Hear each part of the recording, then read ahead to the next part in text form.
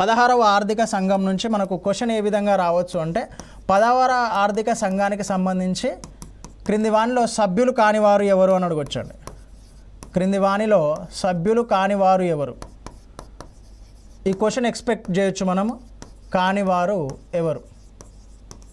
Okay, so chairman Arvind Panagariya. ఈ నలుగురు ఎవరైతే సభ్యులు ఉన్నారో సో వాళ్ళని గుర్తుపెట్టుకోవాల్సిన అవసరం ఉందండి. Ajay Narayan Jha, Annie George Mathew, Manoj Panda, next Soumyakanti Ghosh. So మనం 1+4 మొత్తం 5గురిని ఏర్పాటు చేస్తాం కాబట్టి చైర్మన్తో సహా ఈ 4 సభ్యులను గుర్తుపెట్టుకోవాల్సిన అవసరం మనకి ఉంది. సో ఎప్పటి నుంచి ఎప్పటి వరకు అమల్లో ఉంటాయి అనేది కూడా ఇంపార్టెంట్. 2026 ఏప్రిల్ 1 నుండి 2031 మార్చి 31 వరకు. సో దీన్ని బేస్ చేసుకొని మీ కరెంట్ దీన్ని బేస్ చేసుకొని సింపుల్గా ఒక క్వశ్చన్ ఏం అడుగుతాడు అంటే 15వ ఆర్థిక సంఘానికి సంబంధించి సూచనలు ఎప్పటి వరకు అమల్లో ఉన్నాయి అంటాడు. ఎప్పటి వరకు అమల్లో ఉంటాయి అని చెప్పేసి అడుగుతాడు. దీన్ని బేస్ చేసుకొని 16th ఫైనాన్స్ కమిషన్ని బేస్ చేసుకొని 15th ఫైనాన్స్ కమిషన్ అడగవచ్చు.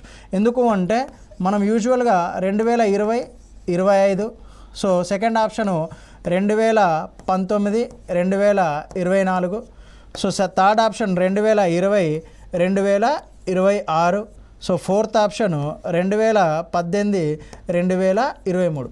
సో ఇక్కడ మనం ప్రతి 5 సంవత్సరాలకి ఉంటుంది కాబట్టి కొంచెం అవేర్ ఉంటే 2020, 2025 అని చెప్పేసి ఆప్షన్ పెడతామండి. అది తప్పు. సో కోవిడ్-19 ఎఫెక్ట్ ఆ బైఫర్కేషన్ మూలంగా ఏమైంది అంటే సో మ్యాక్సిమము పీరియడ్ అనేది 1 సంవత్సరం ఎక్స్టెండ్ చేయడం జరిగిందండి. సో అందుకోసమే 2020 నుంచి 2026 కాలానికి 15వ ఆర్థిక సంఘం యొక్క సూచనలు అమల్లో ఉండడం జరిగింది. సో దీన్ని బేస్ చేసుకొని అడగవచ్చు మనకు. సో 16th ఫైనాన్స్ కమిషన్ని చదివేటప్పుడు సభ్యులు గుర్తుపెట్టుకోండి. సో దానితో పాటు దాని సూచనలు ఎప్పటి వరకు అమల్లో ఉంటాయో గుర్తుపెట్టుకోండి.